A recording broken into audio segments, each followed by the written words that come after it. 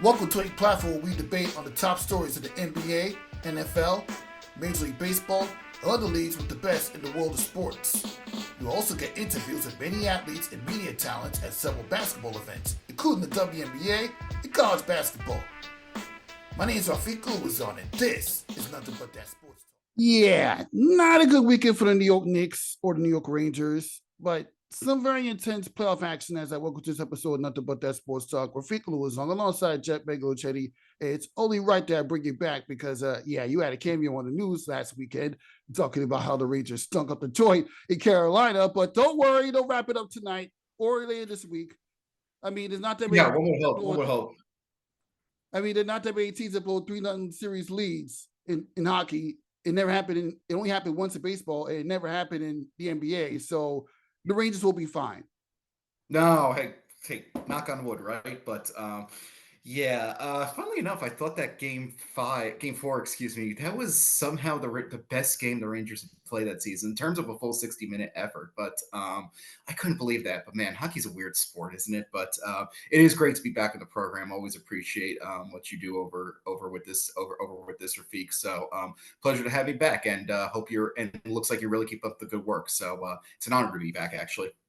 Yeah, I might as well have you back, especially with the New York Liberty starting their season. And well, this live sports, we have a lot to cover this today, including a certain campaign the WNBA did with Skims. But the build up to this WNBA season is very interesting. And I found out that you had a chance to attend the WNBA draft. We'll start off with that. And there are a lot of media folks that I've spoken to that said that the way they had the media seated and lack of people that were allowed to be in the building wasn't what you expected for the most watched WNBA draft in life. How was Yeah, it? I mean, oh, look, you know me. I'm grateful to be in. Anytime I'm in the building. It's a grateful thing. It's a good day, so always happy to do that. But no, I had an enjoyable time. It's great to see my national colleagues work on their craft over there. I know there was a lot of major excitement going on. My area of expertise, of course, is New York Liberty, covering year 7 on the beat, and it was an interesting experience because. It was the first time in a while, I think, since pre-pandemic almost, that I was able to get to a draft because the Liberty actually had a presence where in-person media was conducted. So that was great to see, and it was good that they kept that. It's good that they kept their pick, used it on someone in Marquisha Davis, who I'm really excited about in the sense that she really seems a little confident in herself. Really got to showcase her talents during the 2-game preseason slate. I got a chance to talk to both her and Sandy Brondello in the lead up to the season, which begins on Tuesday. Wow, but wow, time moves fast. But which begins on Tuesdays. But I asked her what WNBA star do you think she would compare herself to at this point? And her answer was really interesting to me. She sees herself, and Brondello does as well. She's got a little bit of Kalia Copper in her. So if the Liberty could have someone like that, they really missed someone over the past couple of years in the sense that a grinded out rebounder who could pull it out in the clutch situations. They really missed the sense of a stronger transition game. Someone who can accept the aerial magic from folks like Sabrina Ionescu and Courtney Vandersloot out there. So I'm really interested to see how this kind of develops a little bit. And I was very intrigued by the Liberty strategy as a whole, in the sense that they opted to go with women who throw their bodies around the paint, women who are able to get big rebounds, women who all stood at least 6 foot. So I was very intrigued by that strategy in the sense that they got Marquisha, they got Esmery Martinez, they got Jessica Carter, who was among the first cuts of camp, and they got Caitlin Davis, who did not report to camp, but they have future plans for her in the 3rd round. So penultimate pick of the draft right there. So I think that, that was interesting. I spoke to Jonathan Cobb, and he mentioned that, it was a little bit of both in the sense of whether that was intentional or whether that was a coincidence based on a best player available type of approach. So I'm interested so the Liberty really wanted to kind of revamp their interior game this offseason, especially in terms of reserves. And I think Marquisha was a nice little start to that, especially considering, there's going to be a heavy reliance on the RSL League. There's going to be someone who needs to step up in the wake of Stephanie Dolson moving back to Washington. So interesting to see what they're able to do with Marquisha, especially in year 1. Exactly, and well, obviously you could obviously I haven't really seen much of Marquisha Davis. I mean, judging by highlights on the day of the WNBA draft, she seems like a very good fit for what the New York Liberty are looking for as far as bench presence. But obviously, you were there. You got to see how she managed to develop the team chemistry and skill set on the court. So, was there some things that she's lacking that she needs to work on as the season starts? I mean, look, I think, as with all rookies, there's going to be a bit of a learning curve. And, she will have to accept some sort of growing pains, I feel, in the early going, because I think what made the 2021 rookie run, Michaela Onyenwere, was super interesting in the sense that she made herself essential in that playoff run. She took advantage of an opportunity where I believe it was Natasha Howard was injured at the beginning of the year, and she inserted herself in the strength five and eventually played that out over into Rookie of the Year honors. So credit to Michaela, who's tipping off her fourth season, this time in Chicago, as a matter of fact, wound up becoming a bit of a necessary sacrifice on the road to Liberty want to stray away from the super team label, so I like to call it an assembly of all-stars. So I think that, she will take a little bit to get used to the WNBA game a little bit. And that goes for most of these rookies out there. I mean, no one's going to come in and be an instant solution. Even Caitlin Clark's going to go through some growing pains. So I feel that one thing that Marquisha can do really well in the early going, she can establish herself as that bench threat, as that bench presence out there, because she really improved her transition game and she really improved her defense in 4 years between Arkansas and Mississippi. So I'm eager to see what she can do with that, because the Liberty want to make sure that when that assembly of all stars needs to take a rest, they need to come in there and they need to make sure that that intensity is not lost. Rain Johannes probably not coming over this year, so there needs to be a new spark, a new form of energy coming off the bench a little bit. We saw a little bit of it in Kayla Thornton last year, but now this time around, things are a little depleted out there. They want to rediscover that spark a little bit. And I know that the Las Vegas Aces have gotten by with a 6-7 woman rotation. I believe in that final game last year, they played what I believe it was 6 women out there. So but if you can get any form of depth, if you can create and generate Death Stars and find any advantage you can over Sin City, it's only going to work to your benefit. So I'm eager to see how they develop Marquisha and how they press her forward. Again, there will be growing pains, but she seems like a headstrong individual who can truly and mentally respond to any challenge thrown at her. And that's only if they make the roster. Because when I was in a Zoom call for Angel Reese a couple weeks ago, even she knew as one of the top 10 picks in the WNBA draft that there's no guarantee that you're going to make the roster. You know how many Yeah, players that got drafted in the WNBA and didn't make their team? Like seriously. It seems as though Marquisha Davis is going to make the final roster. So I really seen anything, but for the players that didn't make the roster, what do you have to say about that as far as like what do you notice when you were there? I mean, look, look. Everyone has someone to offer in this league. I used to make the case all the time that Rashonda Gray used to be a walking case for WNBA expansion, and in the sense that there needs to be more than 144 roster spots in this league. And I think a lot of these individuals,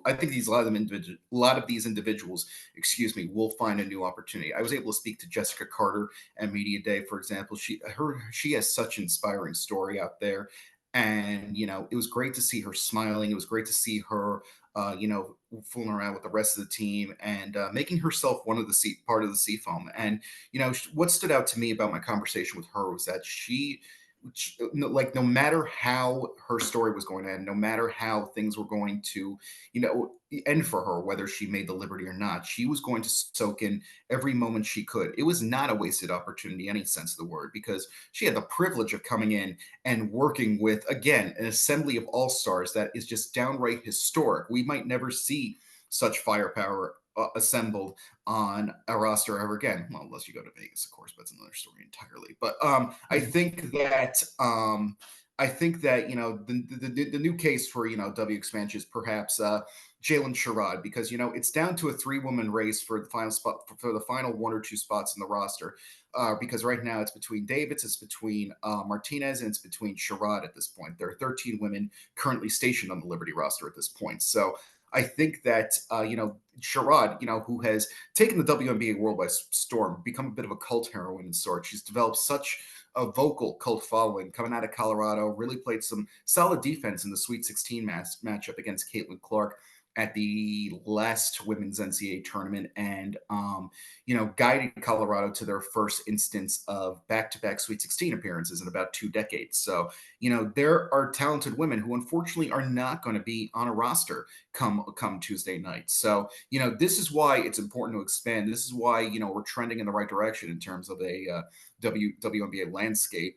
This is why it's good to see that newcomers are coming in this league in San Francisco and Toronto. It doesn't hurt it does hurt for now. I'm not going to deny. Come on, we've all been rejected. We're not going to deny that it doesn't hurt at this point. We have no right to do that. So I think that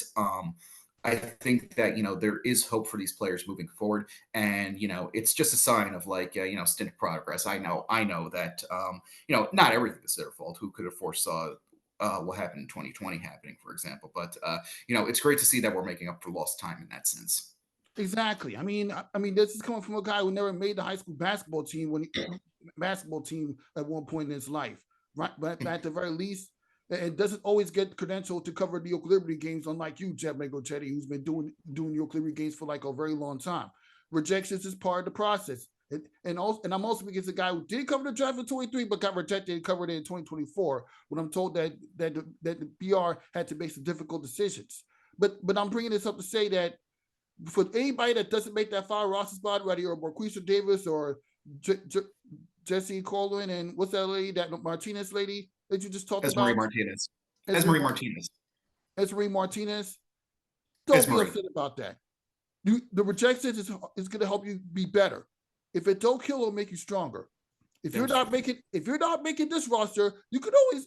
I'm sure the roster spot will be open up whenever injuries happen, and that's pretty much the same thing for Epiphany Prince's final season of WNBA. She had that one of the roster spots because players were getting hurt. But right now, it's all about the 3 players that you just mentioned that are fighting for that one final spot. I mean, it feels like yesterday we was at USA training camp trying to see who's going to make the final. Which 5 players is not going to make the USA roster by the time we get to the Olympics. So I kind of have a little bit of a sense of that in case of 20 players fighting for 15 spots. But for the Olympics. But this is just to play a full season. You're so right about that. The training camp feels like yesterday, which makes the Super Bowl feel like forever ago too. Well, I know, so I may not have done as many training camps as you, but I kind of have a little sense of it and a little taste of it. When I was there. But that's pretty much it with the New York Liberty. And we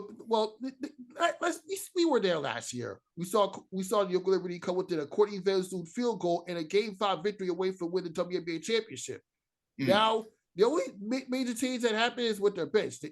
But as far as the starters, they managed to bring back Breanna Stewart for another year. They gave Jonquil Jones a 2-year contract.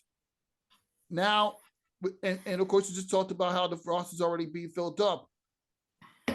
Now, what is something like the state of New York Liberty as you look forward to the upcoming season, and what do we hope will happen? And you think they can build off of their regular season total and actually get to the promised land with it all? Look, if they can, what has this all been about? But I think that again. The funny thing about an assembly of superstars is that you're only as strong as the players you're playing with. Well, I was going to say as a second unit, because what happens when these players, we see it with the Knicks at this point. What's the one complaint people have about the Knicks at this point? Tom Thibodeau's playing them too much. I know a WNBA game is shorter, but at the same time, you'd like to have that depth. You'd like to have any advantage you can over the aces. And that's why I think, the success will somewhat, at the very least, ebb and flow through Niara Sabally. Niara Sabally has, 2 years under her belt. Remember missing her rookie year entirely due to an injury. But it's clear that the Liberty had big plans for her. 5th or 6th overall, I believe, in 2022. And, kind of got off to a decent start last year, took the floor, did pretty well for herself. And I want to say one of the first few games, I think they were playing Connecticut or Indiana. I think it was Connecticut. But I think that, and then, she kind of got lost in the fold a little bit once, they had a full contingent players started coming back from international duties, players started coming back from injury. And, but, she seems really determined this time around, had a really great international season. And, she told me that she's really going to start to rely a little bit on Sabrina Ionescu, who, in the very limited action that we saw of her, through camp, through preseason games, there seemed to be a bit of a desire on Sabrina's part to kind of expand her interior game a little bit. I saw a little more penetration from her, saw a little more working on the inside. Not everything worked out, but at the same time, it's great to see her kind of try to expand her game a little bit. And she can really flex her leadership muscles right now with this great opportunity in working with her collegiate teammate in the RSL League, who's going to be, again, so relied upon moving forward. And the interesting thing about this Liberty offseason, look, I know fans were a little concerned about, I was a little quiet, a lot of other teams got better, Liberty kind of stayed the same. But what was interesting to me about this Liberty offseason is that they prepared for both the now and later. Jonathan Kolb and company did most of their dirty work in the end of the regular season. His magnum opus could have been getting Benigilini Hamilton and Kayla Thornton to sign multi-year extensions right before the playoffs tipped off. So I think that was a huge part of his game. He was able to convince John Paul Jones to come back. And Brianna Stewart, sacrificing for the greater good. She helped prepare for the now and later too by opting to go for a non-core deal, which of course can only happen once in players' career, once or twice. It's escaped my mind at this point. It can only be used a very limited amount of time. So what the Liberty did was prepare for both the now and later. So, the goal from the get-go was not to be a one-year sensation. And I think looking at the offseason moves, the Liberty kind of accomplished that goal, because I know a lot of other teams made moves at this point, but, I don't think you could say anyone, got better enough to topple either Las Vegas and New York for either the in-season or end-of-season championships. So, again, it was a tough break what we saw in Game 4, what happened in Game 4 with the WNBA finals. But at the same time, I think, the Liberty are also somewhat banking on a newfound sense of chemistry, a newfound sense of camaraderie going out there. They experienced this. This happened. There's nothing they can do about it now. They experienced it. What are they going to do about it? At the same time, too, there's also a step forward in the right direction, in the sense that there's no getting to know you period. Sabrina Ionescu said that, they don't need name tags this time around. They don't need to be, hey, I'm Sabrina. Hey, I'm Brianna. This is what I do. This is what I do. They won't be figuring each other out this time around. So that provides a brilliant opportunity to kind of, expand upon what they were able to build last year, and it could also lead them to smaller goals to obtain, such as securing the number 1 seed. That way, if and when there is a Game 5 of the finals, you don't have to go to Sin City. So I'm eager to see. Of course, Liberty have said we kind of don't get caught up in that. If you do that, you lose sight of your greater goal, yada yada yada. But at the same time, these are things that are going to help them moving forward. So I'm interested to see how this strategy works, in the sense that they're kind of relying on familiarity to push forward. So should be an interesting strategy. Should be an interesting year. Exactly, especially since you got newcomers coming to WNBA like a Caitlin Clark from the Indiana Fever, and the Angel Reese going to Chicago, and Camille Cardoso, when you get past the fact she's going to be out 4 to 6 weeks due to a shoulder injury. What a break. But that was a tough break for them. And also, we can't forget about Cameron Brake going to the Los Angeles Sparks. When you have those rookies coming in, and not to mention the offseason deals to the Phoenix Mercury and Seattle Storm made, it's not going to be as easy for the Oakland Liberty to get to the top 2. Let alone is it ever easy? Surpass the Aces for number 1 seed. And you know what? To be fair, it's never easy. No, it's never. We can only. As journalists, we can tell how tough a struggle is going to be for the Oakland Liberty to get the wins they need to get into the top 2 or top 3 or whatever, based on the body language, when they're putting up shots, or the chemistry they have on and off the court. But even with all that, it's gonna be a difficult struggle for the Oakland Liberty with all the new acquisition, new players coming in. And now we're going to transition into this week. They're going to start off on the road against the Washington Mystics, pretty much the same road they started last year. But after that, they got back-to-back games against Caitlin Clark.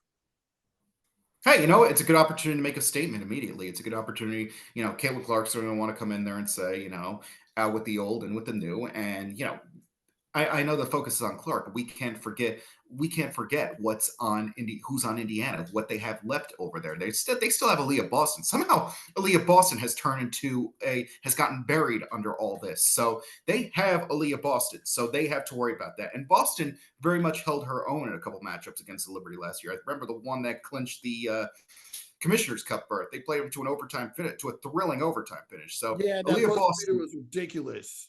Oh yeah. Oh my god. Yeah. Which again, it feels like yesterday, but it was almost a year ago. Oh my god. But I think that and Alyssa Smith is another one that these players they're getting buried in all this, and they're gonna want to state they're gonna want to make a statement, especially on the road, especially in New York's home opener, especially on national TV. So, if the Liberty can, work their way through the early trials and tribulations. I don't want to call it struggle. It's a little early for that. Let's not play a few games before we're talking about struggles first. But there's an instant chance to make a statement. They should be able to take care of business against Washington, similar like they did last year in the first round of playoffs. Washington's not going to bowl over, obviously, but at the same time, there's a prime opportunity to start off 1-0, get things started on the right note, let folks know this is going to be a little different from last season. So, and then there's the two games against Indiana. There's a chance to more or less look. You don't want to make it all about Caitlin Clark. This is a team. It's not the Indiana Clarks. It's the Indiana Fever. So, there's an instant opportunity for New York to kind of, make a statement and say, we're here and we're not going anywhere. We have chemistry. We have camaraderie. We have a new purpose. So there's an instant opportunity to accomplish all those goals in the opening week, in the opening week of play. And you can catch all these major games and everything coming fruition obviously you're aware of the new TV deal that happened with Fox and My9, Fox I 5 think and it's brilliant. like compared to last year when it was on the Yes Network, and obviously in past years when it was on the MSG networks. I mean, how different do you think that this new TV deal for the New York Liberty is going to be, being on I think it's brilliant. local channel? I think it's brilliant because again, I think I forget the exact number, but this is gonna put Liberty games in literally millions of screens in the New York area. Should they choose to About put that 21 on? billion households in the New York area, to be exact. Oh, wow. Oh my God. But yeah. Oh, wow. Okay. But 21 million. Jeez. But yeah, this is a great step forward for them because look, fun as it was to turn on the Yankee game and see to see Sabrina, to see Benaja in the Yes app ads and whatnot. At the same time, it was kind of like it was tough for them because half their games would be exclusively on the Yes app, which I can't even get the Yes app on my TV. I would have to keep it on my phone. I have to keep it on my computer or whatnot. So that was a tough. So that's a tough break for so many. So especially during Yankee season, like it's Yankee Entertainment Sports Network. Obviously, the Yankees are going to get priority. There's no use fighting that. So I think that while the Yes Network has a nice little start, it was a good collaboration. There was some nice little synergy with the Nets moving forward. But at the same time, this is a great thing because everyone gets Channel 5, everyone gets Channel 9, and these are recognizable names in the New York area. So I think that this was one of the best things that could have happened. And one thing I asked about in my travels leading up to this season, I tried to get as many opinions on this as I could. Like, how can this league kind of capitalize on the momentum that March Madness was able to generate this year? Because this March Madness could be a game changer in terms of the women's game. It could be like I think I read it on Awful Announcing. It could be like the 1999 World Cup a few years back with the way the U.S. women's national team was able to propel things forward and kind of put women's soccer into a spotlight for a little bit. So eager to see what folks can do, what they can do to kind of keep this momentum alive and how they've capitalized on it already. Almost one answer was universally the same. The players continually said that the key to all this is making sure the games are accessible, because like you were saying, yes, it's a good thing, but some games are on the Yes app, some games are on Yes regularly, some games are going to be tape delayed on Yes Network after the Yankee post game. That's not exactly a step forward for a team that's kind of for a Liberty team that has kind of taken the city by storm a little bit and taken the basketball world by storm a little bit too. I think also, there were some games on NBA TV that would be blacked out. So I think having Channel 5, having Channel 9 are a fantastic steps forward for this organization, and perhaps the best acquisition they could have made all offseason.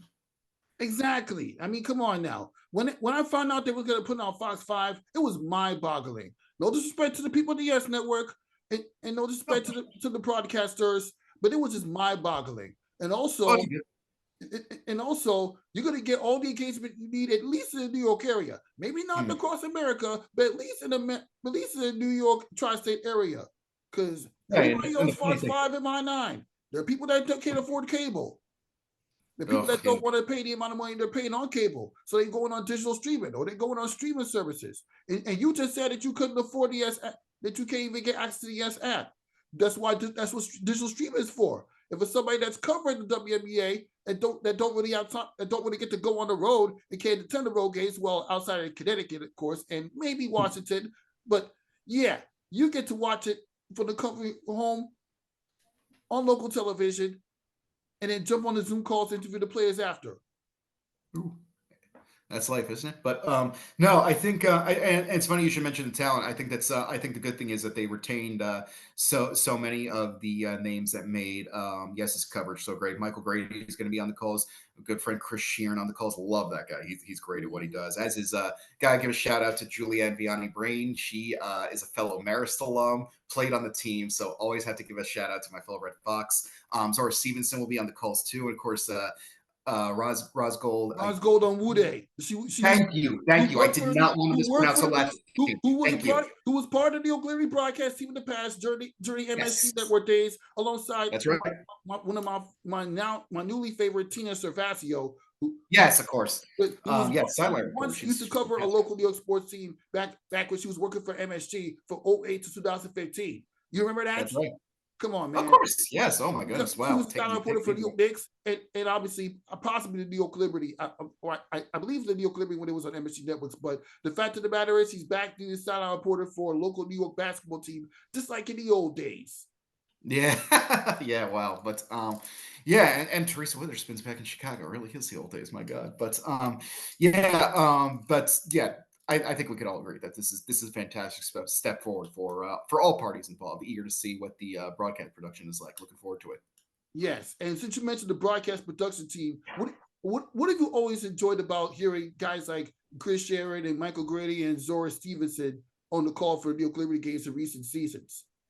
They know their game. They know the game, and they know that it's not the men's game. They know that they're not trying to make female to male comparisons. They're not trying to say, oh, this player's like this player's got a lot of I don't know, Kobe Bryant in them. That they know their stuff. They know their history. They respect what's trying to go on. So they're all brilliant in what they do. And again, I'm really interested to see how things progress moving forward.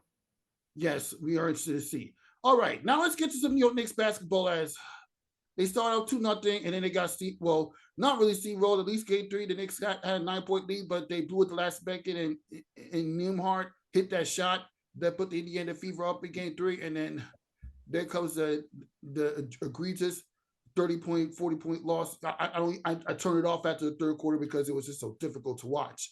But don't worry about it. We got game 5 and game 7, if necessary, at the Garden. Although we had to win game 6. After winning game 5, we had to win game 6 or 7 to get to the conference finals. But it's going to be very difficult because the Knicks are literally scratching and clawing. It's almost like one of those Power TV shows where they're fighting for survival as far as they can.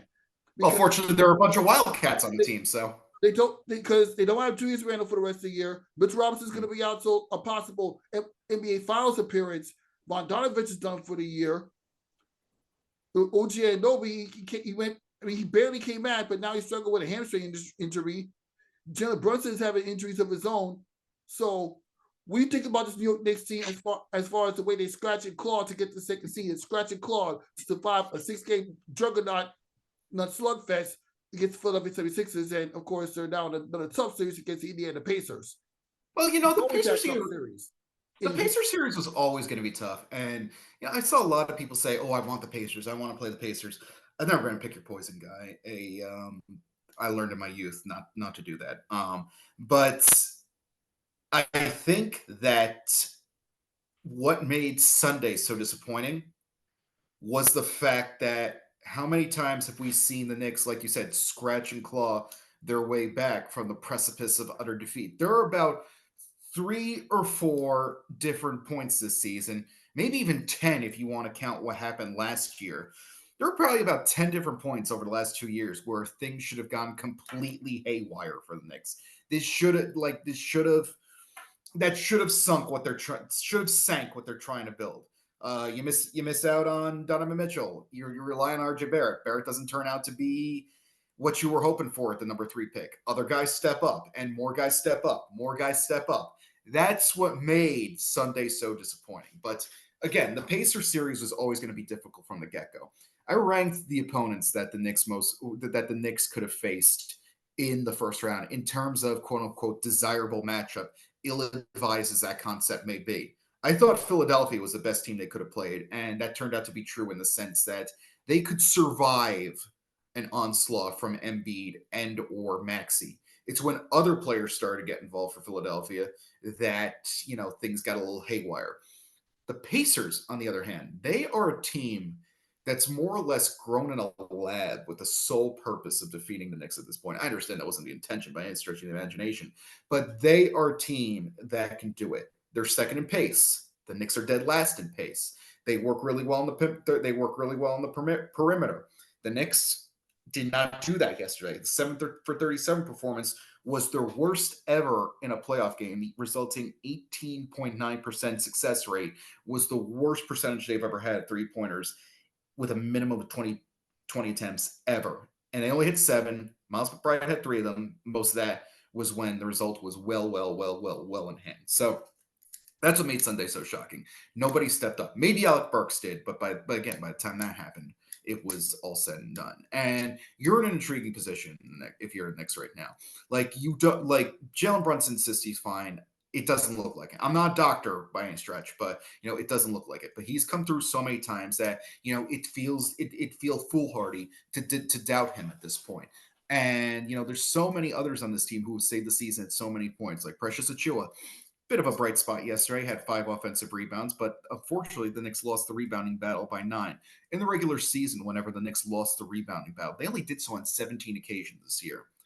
The Knicks were 4-13 in such games. So, that's what you have to focus on moving forward. You just have to keep playing your game, keep doing what got you to this point, because, it's not going to get any easier. It's great to see what Alec Burks has done in the 2 games that he's had. But at the same time, a lot of these guys have not had extensive work with Burks, and you're not going to develop that sort of, to use a hockey term, line chemistry this time of year. So this rotational chemistry this time of year. So you have to make the best of what you got. So keep doing what's propelled you to this point. Keep going after the loose balls. Keep moving forward. Keep putting up those shots. So this series is not over by any stretch of the imagination. Yeah, it's definitely not over. And how about all the incredible moments the Knicks have had this year's playoffs, from the last minute comeback win in Game 2 to the victories in Games 4 and 6. The New York Knicks, they've had some more impressive victories this playoff season than we've had in recent years. They got fans buzzing. Now I know a lot of people are going to say that the referees missed a lot of calls or didn't make the calls they were supposed to make, but the fact of the matter is, this is a much better playoff run than they've had last year. Let's call it as it is. I think you have to when you're the second seed. You kind of have to do that. But I think that look, last year's an intriguing case because it was a sense of, okay, it's what I like to call throat clearing year. It's as if to say, we're going to be a problem. Look out for us. Next year, you won't get by so easily. And even though it was a loss to an 8 seed, you could forgive losing to a Miami team that knew how to win, that knew how to make things work out. You can understand that. That's perfectly fine. Now, what some people are going to do this year, I fear, let's say, worst case scenario, the Knicks do drop this series to the Pacers. A lot of folks are going to come out. You just know the hot take artists are going to come out and do the entire Knicks for clicks theory. They're going to rule the season a failure. They're going to laugh at the Knicks' faces. They're waiting for the other shoe to drop and for this to blow up. So, but at the same time, how are you going to let 48 minutes, or in this case, 144 remaining at max, well, maybe we have some overtime too, how are you going to let that define this entire season? Because this was, again, one of resilience, one of building. A lesser Knicks team would have collapsed at a situation like this. Like the 2021 Knicks team, they would not have made it at a round one. I think we saw that. We saw that against the Atlanta. We saw that against in the Atlanta series back in 2021. The COVID year, but not really. We saw that back then. A lesser Knicks team would have fallen. When Roy Hibbert blocks Carmelo Anthony in 2013, the Knicks only recently fully recovered from that loss. It sent the franchise into a tailspin. But there's enough firepower, there's enough things held over and stocked up for them not to be sort of a swoon if I cannot stress that enough, if they fall to the Pacers this time around.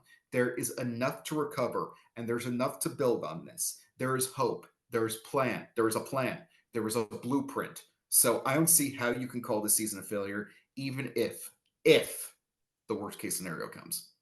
Exactly. I don't even consider it a failure at all. I mean, like, again, you've had good victories and some of the best Knicks playoff victories you've had in quite some time. I mean, let's be real, there haven't been many.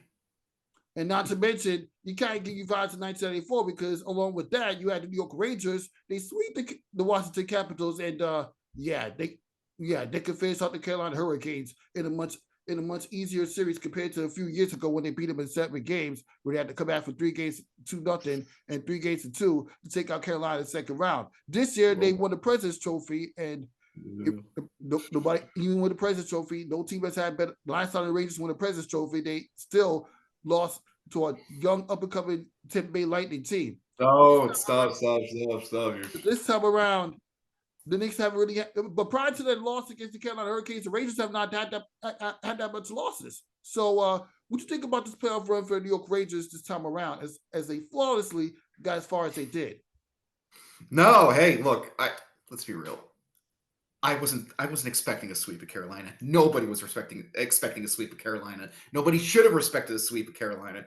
And the fact that, I'll put it this way, the way they lost on Saturday was perhaps the best way they could have, because for all the talk that, the Rangers only score on the power play. Oh, the Rangers, they're special teams merchants.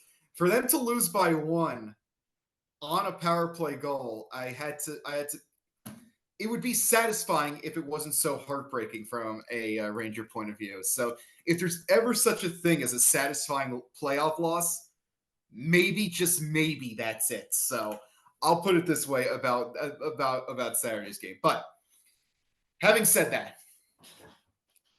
I know it's not an elimination game. I know there are 2 further opportunities to clinch if you don't do it tonight. But this is as close as it gets in some senses to a must-win game in the playoffs, because the last thing you want is to go back to Raleigh. The last thing you want is to give a Hurricanes team that is not only angry and willing to go to, let's just say, extracurricular lengths to kind of stir the pot a little bit. You don't want to give that team any hope. You just need to stomp out that problem as quick as you can. So it's not an elimination game. It's not, I hesitate to say do or die, but it's as close to a must-win as you can get in a non-Game 7 situation. Exactly. But we know the Rangers as well put together as they are, with the exception of last year when they lost to the New Jersey Devils. Ugh. This is literally a golden opportunity for the Rangers to win the Stanley Cup championship. Because after this, who are you going to get in the conference finals? Either the Florida Panthers, who was in the Stanley Cup championship series last year, or the Boston Bruins. No, look, this is why I had to laugh at the people during the regular season who were like, "Oh, throw away your shot at the division because I want to play the Flyers in round 1." This is the Eastern Conference. There is no easy team. There is no easy matchup. You're looking at a conference where all 8 playoff teams had 100 points last year. So, excuse me, there is no easy matchup. So stop pining for one. Stop rooting for other teams. This is handle your own business. That should be everyone's New Year's resolution this day and age. Be a mind your own business person. Be a mind your own business team. Handle your business. Take tonight. That's all you should be worried about. Yeah, they really had to worry about that big time. Oh yeah, on to our very next segment. As obviously the WNBA announced a little campaign, a little Skims campaign promoted. There was some players such as Kelsey Plum and Candace Parker, who recently retired, and Cameron Brake, showing off the Skims clothing line that Kim Kardashian founded. It's a little video ad. So, what are your takes on that? I mean, hey, it's another major backer to the league. So it's another major backer. Another sign that this is more entering the mainstream a little bit. So hey, good for them. I'm sure the players will make the most of that opportunity. So eager to see if other companies jump aboard. So again, more mainstream, major backer. Hard to see a business gets involved in a growing product. So hard to see any losers in this situation. Yeah, you want to know what else is not a loser? Toronto, Canada. Because yeah, you know what's going down? You had two WNBA Canada games in 2 consecutive seasons. They finally get a WNBA team coming to Canada in 2026. What you think about that? About time. And again, this is what we were talking about before. This is going to open up more opportunities. This is 24 opportunities. We'll be up to 168 roster spots. So I think this is a push in the right direction. It's a great way to expand the game because give credit to Canada. Canada really came out. I think the first one was in Toronto. This one was in Edmonton, I believe. But I think that again, like you said, no losers in this situation, like we were talking about. 24 new roster spots, 24 new opportunities, and it's only going to get bigger because I believe at the draft, Commissioner Engelbert said she wanted to expand to 16 by the time 2026 rolled around. So, which 2026? How's it 2026 already? It sounds like a year from Blade Runner, but it's 2 years actually. We're in 2024, so you got 2 more years. Yeah, exactly. It's again. That's not a real year. That's a year Blade Runner takes place in. I'm sorry, but I think that again, no losers. Great to see the game expand, and there are powerful backers behind it. I know the Golden State team will have the Warriors ownership behind it, so interested to see where that leads. Yeah, and obviously you were there at the WNBA draft where Kathy Engelbert was just talking about finding new partnerships in Skims, the lingerie clothing line that Kim Kardashian starts. It's a big step in the right direction. It's only fair that I bring up the Kim Kardashian it's in clothing line WNBA deal because going forward I decided to expand on nothing but that sports talk when sports entertainment and Kim Kardashian is mainly entertainment. And it's nice to see some entertainers get invested into the world of sports the way they are in many different business deals and also attend the games too. So yeah, one would hope, right? So yeah, there's always entertainers and actors attending games. Yeah, that's pretty much it. Yeah, hey, one would hope, right? But look, I know. I remember last year when was it Jason Sudeikis showed up? The players loved it. That was awesome, and he became kind of a rallying cry around them. Wore a seafoam hoodie everywhere, and I believe he just did a video, as a matter of fact, with Coach Brondello. That was very entertaining. So, yeah, eager to see if Celebrity Row, as it was called. I'm eager to see who shows up there this year. That should be fun. Yeah, Influencer Row. Can't wait. All right, that wraps up this episode of Nothing But That Sports Talk. Thank you for stopping by, Geoff Magliocchetti. And don't worry, I know the pronunciation of your name, unlike New York One. Yeah, I can't believe they typed that name after you made that appearance. Good job with that interview, by the way, my guy. Oh, stop! Yes, I couldn't believe that. That was fun. Oh, thank you. But yeah, how'd they get the first name wrong? My God, man. But no, I don't blame them. It's blame my parents. They want to make me unique. I hope I accomplished that in all the right ways. So, but yeah, last name, like I always say, you put that in the Scrabble board in the triple word box, you win the game automatically. No big deal. So for Geoff Magliocchetti, Rafika was on. We'll see you next time.